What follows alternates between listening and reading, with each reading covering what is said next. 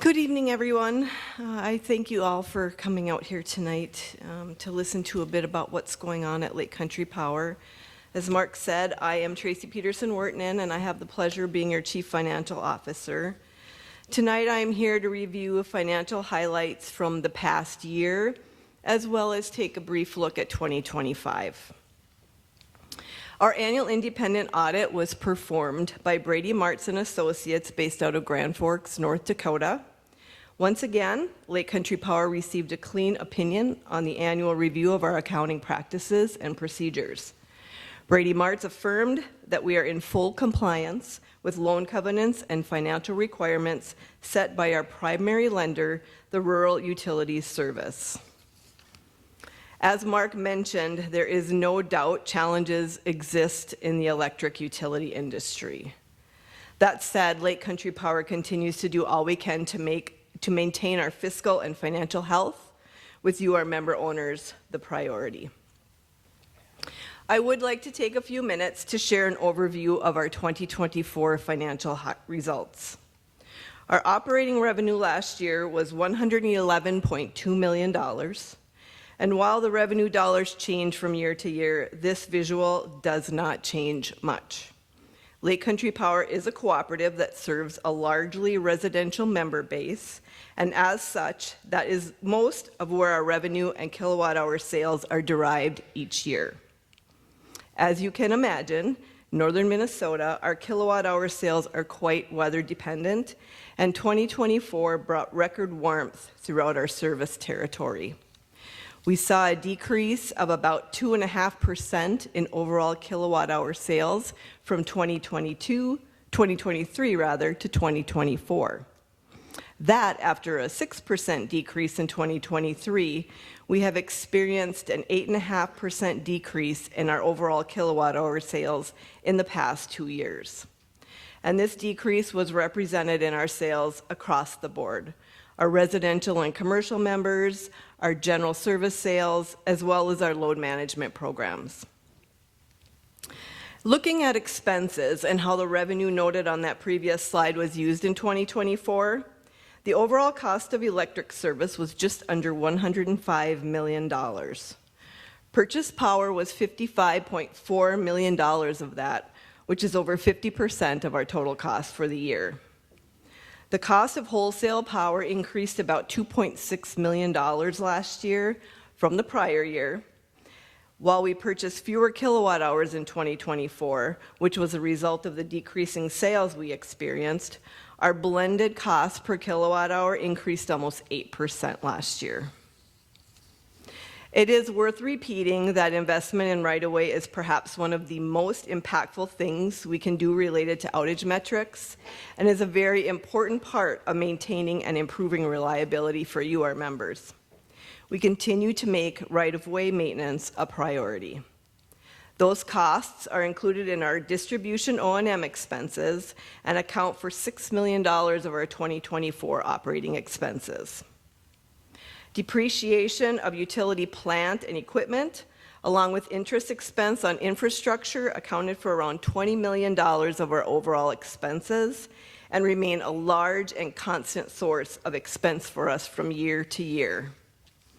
Along with purchase power and other local costs, LCP must also ensure that depreciation and interest expenses are adequately covered in our rates.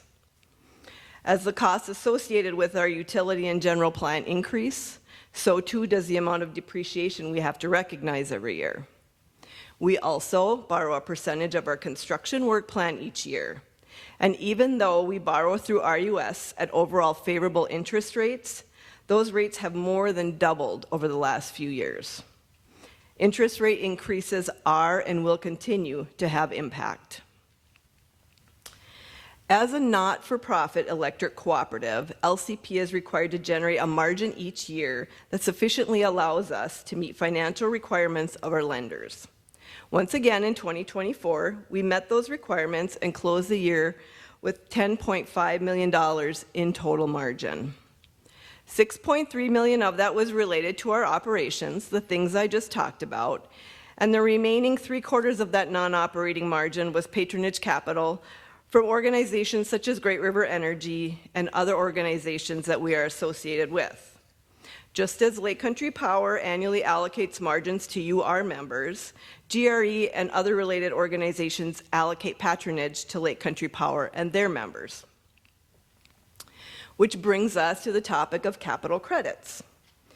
Capital credits are unique to cooperatives and represent your share of ownership in Lake Country Power.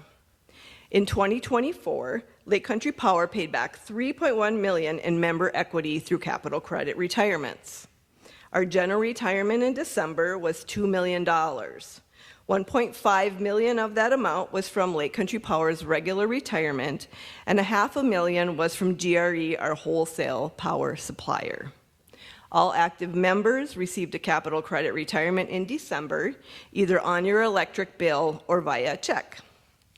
The remaining $1.1 million in capital credits retired last year were discounted retirements to individual member estates. I'm proud to report that we have reached our goal of a 25-year rotation cycle for capital credits, and we plan to continue on that path moving forward. Looking at 2025, our budget continues to reflect our priorities and represents how we strive to continue to provide safe and reliable electric service to our members. We are projecting operating revenues of $121.6 million on energy sales of 719 million kilowatt hours this year. At the end of last year, we made the decision to defer or shift $5 million of revenue that was originally earned in 2023 from last year into 2025.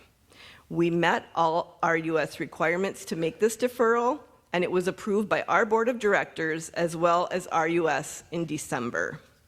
We will be utilizing the $5 million revenue deferral to help alleviate rate pressure from cost increases over and above purchase power throughout this year. The total cost of electric service for 2025 is budgeted at $116.5 million. The budget includes increases in purchase power, costs from Great River Energy, as well as increases in depreciation, interest, and other local costs. Budgeted margins total $9.5 million. $5.5 million of that is operating and $4 million non-operating. Sources of each are similar to those I just outlined for 2024. Moving into this year, we again had to face difficult decisions related to rates resulting from wholesale power cost increases from Great River Energy. At the December meeting, our board approved a rate increase to accommodate for and align with increases in 2025 purchase power cost. The changes were wide-ranging and took effect on January 1st. The changes impact our residential and our commercial members, both energy and demand. Our general service and load management rates were impacted.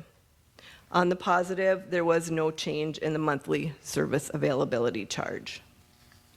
Specifics on these rate changes can be found on our website, and we are just a phone call away if you have questions on how these changes may impact you personally.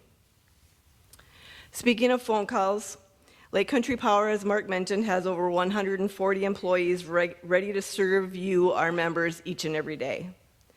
Many of those employees, including our billing and call center representatives and our member and new service representatives, you may only meet over the phone. In 2024, these employees once again exemplified Lake Country Power's vision to exceed our member owners' expectations. They answered over 46,000 of your phone calls last year, questions ranging from billing and collections, capital credits and service transfers, load management and new services, and of course, outage-related inquiries. And they did this all very efficiently, I would like to add. 84% of those calls were answered in less than 20 seconds, and less than 3% of the total calls received were abandoned before they were answered. We are very grateful for the dedication of these and all of our employees, and for their willingness to continue to work every day to exceed your expectations.